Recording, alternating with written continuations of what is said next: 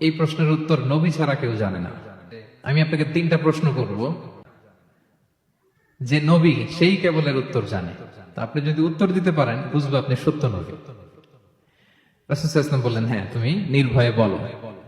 তো সে যে প্রথম প্রশ্ন রাসূল সাল্লাল্লাহু আলাইহি ওয়াসাল্লামকে করতে আরম্ভ করলো যে মা হুয়া আউয়ালু আশরাতিস সাআহ, আপনি যদি সত্য নবী হয়ে থাকেন বলেন তো কিয়ামতের প্রথম আলামত কি? রাসূল সাল্লাল্লাহু আলাইহি ওয়াসাল্লাম বললেন তারপর? এরপর সে জিজ্ঞেস করলো মা হুয়া আউয়ালু তাআমিন ইয়াকুলুহু আহলুল জান্নাহ, জান্নাতীরা যখন জান্নাতে যাবে ঢুকেই প্রথমে তাদেরকে কি দিয়ে আপ্যায়ন করা হবে, কি খাবে? রাসূল সাল্লাল্লাহু আলাইহি ওয়াসাল্লাম বললেন তারপর? আব্দুল্লাহ ইবনে সালাম, তখনও তার নাম আব্দুল্লাহ ইবনে সালাম হয় না, তখন নাম ছিল হুসাইন বা হাসিন ইবনে সালাম। ইসলাম ধর্ম গ্রহণের পর রাসূল সাল্লাল্লাহু আলাইহি ওয়াসাল্লাম নাম দিয়ে দিলেন আব্দুল্লাহ। তারপর সে বলল যে সন্তান যখন হয় সন্তানের চেহারা কখনো হয় বাবার মতো, কখনো হয় মায়ের মতো, এর কারণটা কি? এই 3টা প্রশ্নের উত্তর নবী ছাড়া কেউ জানে না। আপনি যদি নবী হন তাহলে বলেন। আপনাদের কি মনে হয় রাসূল সাল্লাল্লাহু আলাইহি ওয়াসাল্লাম বলতে পারবে নাকি? হ্যাঁ পারবে। রাসূল সাল্লাল্লাহু আলাইহি ওয়াসাল্লাম বললেন একটু আগেই জিবরাইল আলাইহিস সালাম এই 3টা প্রশ্নের উত্তর আমাকে শুনিয়ে গিয়েছে। ওমা ইয়ানতিকু আনিল হাওয়া ইন হুয়া ইল্লা ওয়াহয়ু ইউহা, তিনি বানিয়ে মন গড়া কিছু বলেন না, আল্লাহ তাআলার পক্ষ থেকে যে বার্তা আসে ওইটাই তিনি পৌঁছে দেন।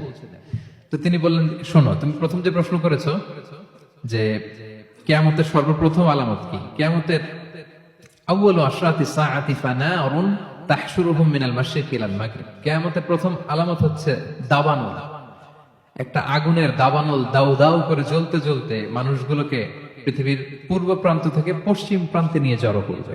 This is the first sign of কিয়ামা।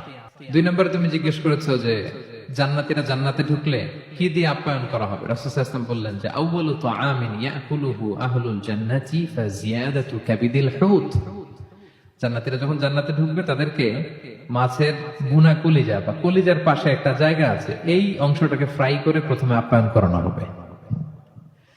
3 নম্বরে তুমি জিজ্ঞেস করেছো যে সন্তানের চেহারা কখনো বাবার মতো মায়ের মতো, কারণ এর কারণ হচ্ছে ফিজিক্যাল ইন্টিমেসির সময় যদি হাজবেন্ডের সিমেন প্রবল হয় তাহলে বাচ্চার চেহারা বাবার মতো হয়, আর যদি মায়ের যে ওভাম ডিম্বাণু এটা প্রবল হয় তাহলে চেহারা মায়ের মতো হয়।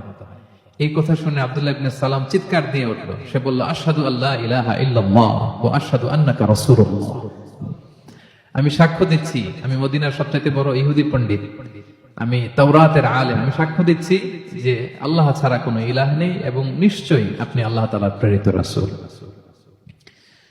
তো এই হচ্ছে আব্দুল্লাহ ইবনে সালামের রাদিয়াল্লাহু তাআলা আনহু আরদার ইসলাম ধর্ম গ্রহণের ঘটনা। তিনি রাসূল সাল্লাল্লাহু আলাইহি ওয়াসাল্লামের ইন্তেকালের পরেও প্রায় 33 বছর বেঁচে ছিলেন। তিনি 43 হিজরিতে ইন্তেকাল করেছেন। ওনার নাম আগে ছিল হাসিন ইবনে সালাম। ইসলাম ধর্ম গ্রহণের পরে রাসূল সাল্লাল্লাহু আলাইহি ওয়াসাল্লাম বললেন তোমার নাম হচ্ছে আজকে থেকে আব্দুল্লাহ। কি নাম? আব্দুল্লাহ। পরে উনি পরিচিত হয়ে গেলেন আব্দুল্লাহ ইবনে সালাম নামে।